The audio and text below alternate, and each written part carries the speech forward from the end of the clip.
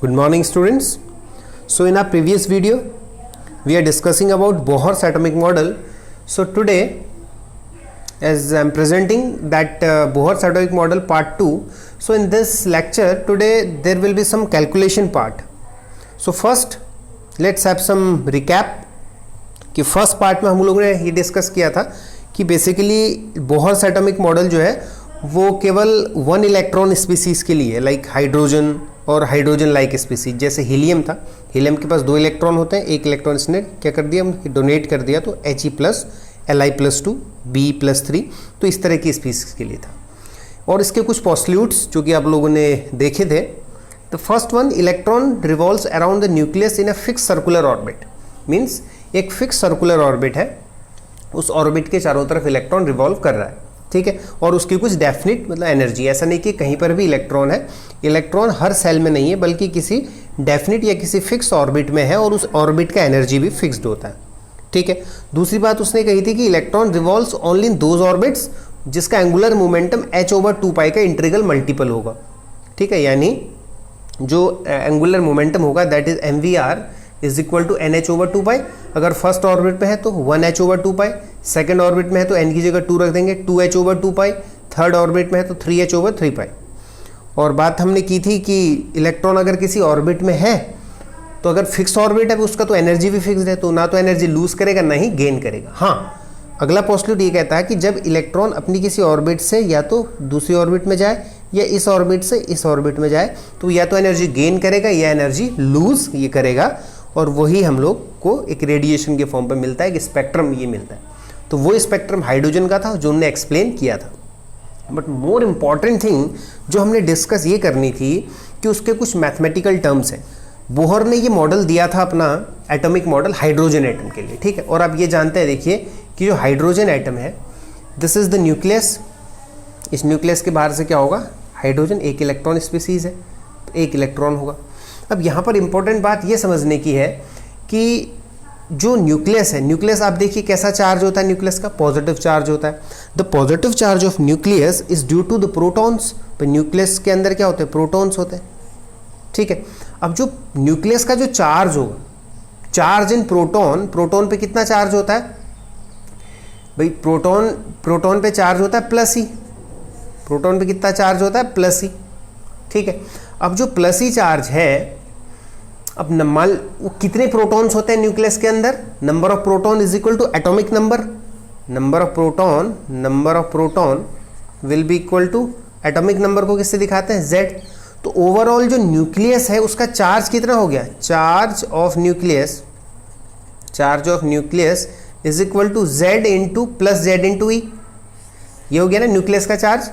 भाई न्यूक्लियस पे positive charge था, पॉजिटिव चार्ज किसकी वजह से, प्रोटॉन पे, एक प्रोटॉन पे कितना charge, plus he, number of proton atomic number के बराबर, ये तो आपने कैलकुलेशन पार्ट में किया था।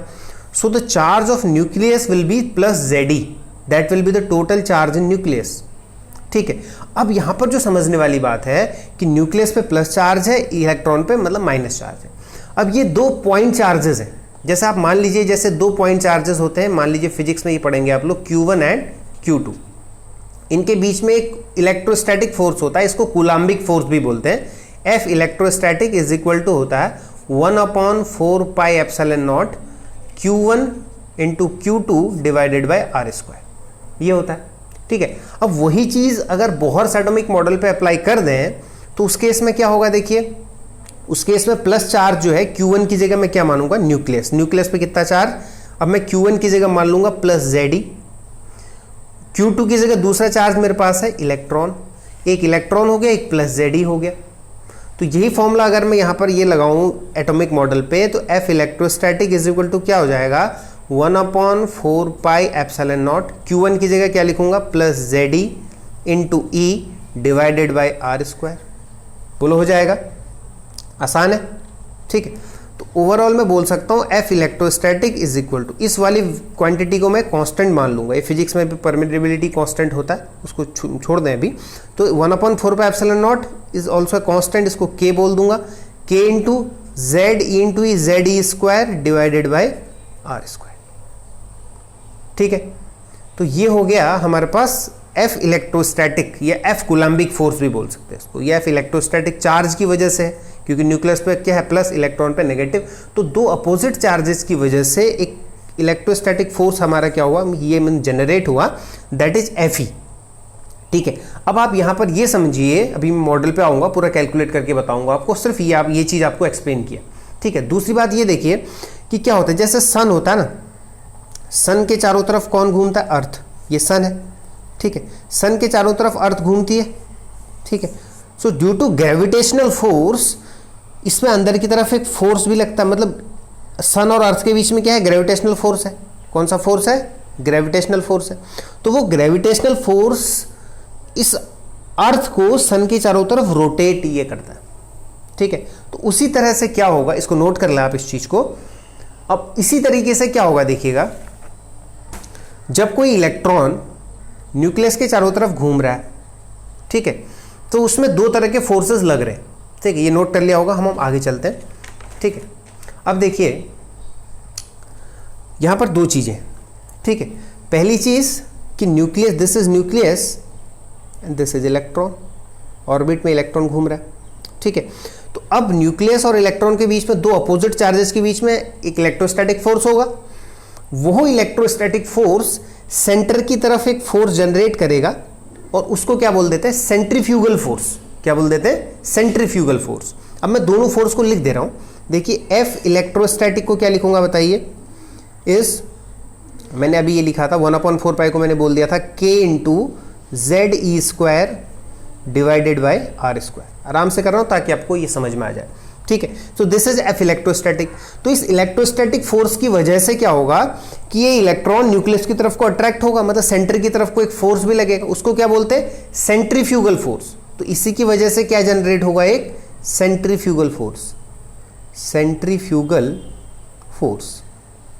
ठीक है, तो लंबा हो सकता है वीडियो, बहुत आराम से आपको ये इसको एक्सप्लेन ये कर रहा हूं ताकि आप इसको नोट भी कर पाए। तो सेंट्रीफ्यूगल फोर्स जो होता है, एफ सी बोल देता हूं, centrifugal is equal to M into V square divided by R. ये होता है बच्चों सेंट्रीफ्यूगल फोर्स, इसको कोई सेंट्रीपिटल फोर्स भी ये बोलते हैं फिजिक्स में। तो बस आप ये समझो, जैसे मैंने आपको कल भी दिया था एग्जांपल कि झूले में आप घूम रहे तो सेंटर से जब नीचे के आते हैं तो अंदर की तरफ को झुकते हैं, पीछे की तरफ को आता है झूला जब टॉप से नीचे को आता है। ठीक है, तो उस केस में जो सेंटर की तरफ ये लगेगा force, that is F centrifugal M V square over R. अब आप ये समझना है आपने कि बोहर ने कहा था कि एक ऑर्बिट स्टेबल है, उसका क्या है मतलब एनर्जी, मतलब स्टेबल है, मतलब डेफिनेट है। तो फॉर स्टेबल ऑर्बिट, चलो आप लिखते नहीं है तो इसलिए मैं लिख देता हूं, for stable orbit of an electron both the forces are equal, both the forces are equal। भाई एक तो ऐसे लग रहा है और दूसरा अंदर की तरफ को लग रहा है, दो चार्जेस की वजह से फोर्स है और दूसरा एक इस इलेक्ट्रोस्टैटिक फोर्स की वजह से सेंटर की तरफ को फोर्स लग रहा है, दैट इज सेंट्रीफ्यूगल फोर्स। तो अगर ऑर्बिट फिक्स है तो दोनों फोर्सेस क्या होने चाहिए, इक्वल होने चाहिए। तो दोनों को इक्वल पुट कर देते हैं। देखिए इक्वल पुट करने के लिए मैं बोलता हूं F electrostatic is equal to F centrifugal, दोनों बराबर होने चाहिए तभी तो फिक्स ऑर्बिट है, यही तो बोला था बोहर ने। तो उस केस में क्या होगा, that M V square over R, मैं लिख देता हूं M V square over R is equal to, कि ये किसके बराबर होगा, that will equal to K into Z E square divided by R square. बोलो यहां तक समझ आती है बात, ठीक है। तो ये दोनों इक्वल हो गए, ठीक है। अब यहां से मैं क्या करूं, वी स्क्वायर को निकाल लेता हूं। V square is equal to क्या हो जाएगा, that is K Z E square divided by R से आर कैंसिल हो गया, that is M V, that sorry M R, that is M R, ठीक है। तो यहां से मेरे पास क्या हो गया, V square is equal to K Z E square over M R, ठीक है। तो इसको मैं ब्रैकेट में कर देता हूं, इसको बोल देता हूं इक्वेशन 1। यहां से मैंने वी स्क्वायर को निकाल लिया कि के into Z E square over M R, ठीक है। अब यहां से देखिए हम जानते हैं बोहर ने ये बताया था, वी नो, यहां पर आप नेक्स्ट लाइन में लिख लेंगे, थोड़ा स्पेस की वजह से मैं लिख रहा हूं ताकि एक ही जगह पर आ जाए। We know mvr is equal to क्या बोला था, nh ओवर 2 पाई, ये बोला था बोहर ने। तो उस केस में मैं यहाँ से अगर v निकालूँ तो v कितना आ जाएगा, v is equal to nh over, यहाँ से अगर मैं v निकाल लूँ, this v is equal to nh divided by 2 pi, तो ऑलरेडी था, यहाँ से mr आ गया, 2 पाई mr, ठीक है। और मैं इसको लिख दूँ अगर v स्क्वायर की फॉर्म पे, तो ये हो जाएगा that will B n square h square divided by 4 pi square m square r square. तो यहाँ से मेरे पास एक v निकल के आ गया, वेलोसिटी स्क्वायर, इसको मैं बोल देता हूँ इक्वेशन नंबर 2, ठीक है। अब मैं क्या कर रहा हूँ, दोनों चीज़ को इक्वली रख देता हूँ, ये भी v स्क्वायर है, ये भी v स्क्वायर है। तो देखिए यहाँ से क्या आया, दैट देखिए दोनों का left hand side v square है, तो राइट हैंड साइड क्या हो जाएगा, k into Z E square divided by M R is equal to what, this one n square h square divided by 4 pi square m square r square, ठीक है। On solving this equation अगर आप यहाँ से r निकाल लें, this r will be equal to n square h square divided by 4 pi square m k z e square. तो r का वैल्यू ये आपका यहाँ से ये निकाल लेगा, ठीक है। अब जो हम यहाँ से निकाल रहे हैं, ये निकाल रहे हैं रेडियस, क्या निकाल रहे हैं, बोहर्स रेडियस, मतलब हाइड्रोजन जिस ऑर्बिट में इलेक्ट्रॉन घूम रहा है उस ऑर्बिट का रेडियस आपका कितना होगा। तो r हमारा ये निकल के आ गया। अब हम यहाँ से जानते हैं, देखिए कि CGS यूनिट के अंदर, वैसे हम इसको थोड़ा सा फर्दर इसको सिंप्लीफाई और कर लें तो ठीक है। हम जानते हैं कि CGS यूनिट के अंदर, इन CGS जो K होता है इज इक्वल टू 1। K का वैल्यू एक्चुअल में मैंने बेसिकली क्या माना हुआ है, 1/4/ε0 को K माना हुआ है, तो CGS के अंदर K 1 मान लेते हैं। तो उस केस में बच्चों जो आपका R निकल के आएगा, R is equal to n square h square, K की जगह 1 रख देंगे, upon 4 pi square m z e square, ये निकल के आ गया। अब यहाँ पर इंपॉर्टेंट चीज़ क्या है, ध्यान से, बिल्कुल ध्यान से देखना है। इसी r के टर्म को मैं ऐसे लिख दूँ, r इज इक्वल टू, अब देखिए यहाँ से n square over this is z, इसको अलग कर लेते हैं, ठीक है। n स्क्वायर ओवर z को अलग कर लेते हैं, ठीक है। अब ये बची वैल्यू क्या है, h स्क्वायर, ठीक है, h square divided by 4 pi square m, 4 pi square m, 4 pi square m, z हमने अलग कर दिया, इंटू ई स्क्वायर, ये हो गया। या फिर आप सीधे सीधे क्या कर सकते हैं, यहाँ से आप जानते हैं प्लैंक कांस्टेंट का वैल्यू, आप जानते हैं किसका वैल्यू, प्लैंक कांस्टेंट कितना होता है, प्लैंक कांस्टेंट का वैल्यू दैट इज 6.63 इंटू 10⁻⁻27। अब ये मतलब ये सेंटीमीटर में। मास ऑफ इलेक्ट्रॉन आप अच्छे से जानते हैं, 9.1 इंटू 10⁻28 ग्राम। इलेक्ट्रॉन चार्ज, इलेक्ट्रॉन जानते हैं दैट इज 1.6 इंटू 10⁻19 कूलम। ये सारी वैल्यूज़ को यहाँ पुट करेंगे तो हमारा R जो निकल के आएगा दैट इज 0.529। ये सारी वैल्यूज़ पुट करके रखेंगे तो कितना आएगा, 0.529 into n square over z angstrom. तो ये आपके पास रेडियस आ गया NH सेल का। Radius of NH shell will be equal to 0.529 into n square over z angstrom, ठीक है। तो this is the radius of NH shell, ठीक है। अब यहाँ पर क्या होगा, देखिए छोटा सा प्रॉब्लम भी करते हैं। अगर आपसे कोई पूछ दे कि the radius of find the radius of first shell of hydrogen atom, देखिए ना ये न्यूक्लियस है, ये फर्स्ट सेल, इसमें इलेक्ट्रॉन घूम रहा है, तो आपसे पूछ दिया कि find the radius of first shell of hydrogen atom. ये हाइड्रोजन एटम है, इसका फर्स्ट सेल का रेडियस कितना होगा। तो आप सीधे सीधे फॉर्मूला लगाएंगे, Rn is equal to 0.529 into n square over z। अभी फॉर्मूला लिखा था n square over z angstrom, तो वही चीज़ हम यहाँ पर n स्क्वायर ओवर z रख देंगे, ठीक है। अब यहाँ से Rn radius of nth orbit, first orbit निकाल दें। फर्स्ट ऑर्बिट का रेडियस कितना होगा, 0.529 इंटू n स्क्वायर। अब यहाँ पर n क्या है, n है यहाँ पर सेल नंबर। कौन सा सेल नंबर, कितना, फर्स्ट सेल के अंदर, ओवर जेड क्या है, एटॉमिक नंबर, ये भी कितना हो गया 1 स्क्वायर ओवर 1। तो रेडियस ऑफ फर्स्ट ऑर्बिट कितना निकल के आ गया 0.529 angstrom. This is the radius of first shell of hydrogen atom का रेडियस इतना आ गया। सेकंड का पूछे तो n की जगह 2 रख दीजिए, n की थर्ड पूछे n की जगह 3 रख दीजिए। तो यहाँ पर आपको ध्यान रखना है n क्या है students, n is the shell number, n is shell number, और z क्या है, z is atomic number, atomic number. ठीक है, तो हाइड्रोजन का पूछे, He+ का पूछे, Li+2 का पूछे, तो सिंपल क्या है, this is the radius of nth shell या nth orbit is equal to 0.529 into n square over z. आप फाइनली इस फॉर्मूले को भी याद ये कर सकते हैं। So this is very simple. आपको क्या करना था, आपको सिर्फ यहाँ पर 2 तरीके के फोर्स को जनरेट करके ये निकालना था, क्योंकि कोई भी इलेक्ट्रॉन, देखिए न्यूक्लियस पे पॉजिटिव चार्ज था, ठीक है, और इलेक्ट्रॉन पे नेगेटिव चार्ज, 2 अपोजिट चार्जेस के बीच में क्या होगा, अट्रैक्शन फोर्स होगा। Due to this there is a electrostatic force of attraction, और वही इलेक्ट्रोस्टैटिक फोर्स क्या होगा कि यहाँ पर एक सेंट्रीफ्यूगल फोर्स को जनरेट ये करेगा, that will be mv square over. दोनों को इक्वल रखा तो हमने radius of nth shell Bohr ने यहाँ पर ये कैलकुलेट किया था। ठीक है, I think this will be clear now. इसी में एक छोटा सा पार्ट और है, सेकेंड पार्ट, अगर हम निकालना चाहें वेलोसिटी ऑफ इलेक्ट्रॉन, क्या निकालना चाहें, वेलोसिटी, तो नोट करें calculation of velocity, velocity of an electron, velocity of electron कहाँ पे निकाल रहे हैं, बोहर्स ऑर्बिट। इलेक्ट्रॉन अगर जैसे में हाइड्रोजन या हाइड्रोजन लाइक की स्पीसीज है, वो किसी ऑर्बिट में घूम रही हैं, तो उस ऑर्बिट में उस इलेक्ट्रॉन का वेलोसिटी कितना होगा। फर्स्ट ऑर्बिट में घूमेगा तो कितना वेलोसिटी होगा, सेकंड में घूमेगा तो कितना वेलोसिटी होगा, थर्ड में घूमेगा तो कितना वेलोसिटी होगा।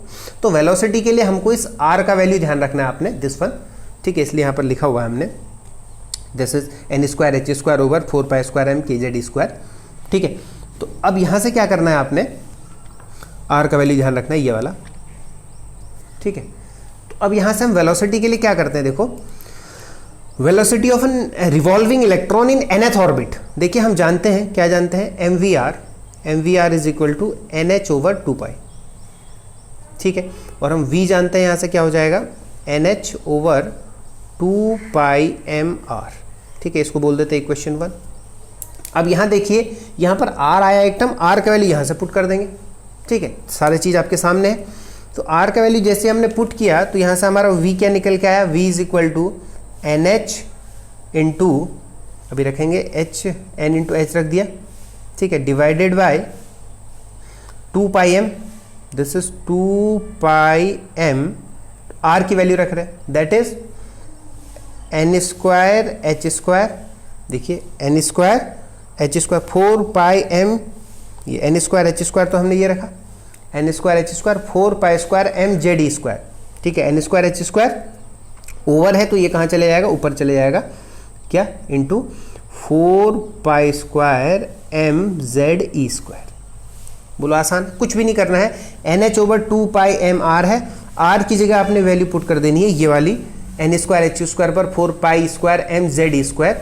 तो this is nh over 2πm, r की जगह n square h square, over ऊपर चलेगा 4π² m z स्क्वायर। ठीक है, इसको सॉल्व भी कर लेंगे तो वेलोसिटी जो निकल के आएगा that will be 2π z² divided by nh। इसको सॉल्व करेंगे, वेलोसिटी क्या निकल के आएगा, 2π z² ओवर nh। ठीक है, अब यहाँ से हम जानते हैं पाई का वैल्यू भी रख सकते हैं। ठीक है, इलेक्ट्रॉन का वैल्यू भी रख सकते हैं 1.6 into 10 to the power, h का वैल्यू भी रख सकते हैं, अभी वैल्यू लिखी हुई है सारी 6.63 इंटू 10 टू द पावर -27। तो ओवरऑल सारी वैल्यूज़ को सॉल्व करके लिख दें तो यहाँ से फिर से हम क्या करेंगे, v इज इक्वल टू, यहाँ से z ले लें बाहर, यहाँ से n ले लें, इसको z ओवर n कह दें, z ओवर n कह दें। बाकी क्या बचा, 2πe square divided bye h रख दिया। ठीक है, इंटू z ओवर n। तो जब इसको सॉल्व भी कर लेंगे आप, पूरी 2 पाई का वैल्यू रखेंगे, ई स्क्वायर का वैल्यू रखेंगे ओवर प्लैंक कांस्टेंट का वैल्यू, तो ये वैल्यू आएगी approx 2.188 into 10 to the power 8 into, बाहर से रख देंगे z ओवर n, ये आती है सेंटीमीटर सेकेंड। कहाँ में आती है स्टूडेंट, सेंटीमीटर सेकेंड में। कई बार आपको मीटर में मिलेगी तो कंफ्यूज नहीं होना है, वो भी मैं लिख देता हूँ, v is equal to 2.188 into 10 to the power 6 z over n z over n metre per second, काय में होगी metre per second. So this is the velocity, this is the velocity of an electron in Bohr orbit. अगर आपसे पूछता है कि first orbit में बताइए तो एन की जगह 1 रखिए, सेकंड ऑर्बिट सेकंड सेल में पूछ रहा है तो एन की जगह 2 रखिए। जेड एटॉमिक नंबर है, वही चीज सेल नंबर और ये एटॉमिक नंबर। तो इलेक्ट्रॉन फर्स्ट ऑर्बिट में घूम रहा है तो उसका वेलोसिटी कितनी स्पीड से घूमेगा, सेकंड में होगा तो कितनी स्पीड से घूमेगा। ठीक है, तो यहां से हम सीधे सीधे कंक्लूजन भी निकाल सकते हैं, velocity is directly proportional to z. भाई मतलब एटॉमिक नंबर जितना ज़्यादा होगा उतना उसकी वेलोसिटी भी ज़्यादा होगी। और साथ में ये निकाल सकते हैं कि velocity inversely proportional to what, n 1/n। तो यहाँ से आप खुद ही कंक्लूजन भी निकाल भी सकते हैं। So this is the velocity. अब यहाँ से speed of electron in first orbit of hydrogen atom, hydrogen orbit की, हाइड्रोजन के का जो ऑर्बिट है उसमें फर्स्ट ऑर्बिट में जो इलेक्ट्रॉन होगा उसकी स्पीड अगर आपको निकालनी है तो z इज इक्वल टू 1 रखिए, हाइड्रोजन के केस में n इज इक्वल टू 1 रखिए। ठीक है, तो यहाँ से आप इलेक्ट्रॉन की वेलोसिटी भी निकाल सकते हैं। So these are the 2 terms. तो फिर और ज़्यादा लंबा हो जाएगा, हालांकि इसमें एक टर्म और है दैट इज एनर्जी। तो हम लोग काइनेटिक एनर्जी, पोटेंशियल एनर्जी तो सीधे सीधे लेंगे हम लोग टोटल एनर्जी का टर्म। ठीक है, हालांकि ये मतलब कैलकुलेशन आपके लिए इंपॉर्टेंट नहीं है, बट कैसे आया वो आपको पता होना चाहिए। ठीक है, तो यहां से अगर आपको वेलोसिटी भी पता चल गया, अब हम नेक्स्ट वाले वीडियो में निकालेंगे एनर्जी का टर्म देंगे आपको, और वहां से फिर ये कंक्लूजन भी देंगे कि किस तरीके से हाइड्रोजन का स्पेक्ट्रम आया। और आपकी बुक में जो कुछ सीरीज है, Lyman, Balmer, Paschen, Brackett, Pfund, ठीक है, 1/λ is equal to R Z square, 1/n1 square minus 1/n2 square, तो रिडवर्क कांस्टेंट, तो वो चीज़ कहाँ से आई। तो एनर्जी का एक टर्म आएगा, उसके बेसिस पर हम लोग रिडवर्क कांस्टेंट भी निकालेंगे और साथ में स्पेक्ट्रल लाइंस, उन सीरीज को भी एनालाइज ये करना सीख लेंगे। तो इन दोनों टर्म को बहुत अच्छे से करें, एक बार फिर से इसको रिकॉल भी कर लें, पूरा देख लें। ठीक है, बहुत अच्छे से इसको नोट कर लें, इसको खुद ट्राई करें, सॉल्व करें। उसके बाद हम लोग मिलते हैं मंडे को नेक्स्ट वीडियो में। तो बोहर का मॉडल उस दिन कंक्लूड हो जाएगा और साथ में उसकी लिमिटेशन की बात भी, इसके क्या एप्लीकेशन थे और क्या उसकी मतलब लिमिटेशंस थी। सो टिल देन इसको रिवाइज करिए, तो मिलते हैं नेक्स्ट वीडियो में। Till then thank you and have a nice day.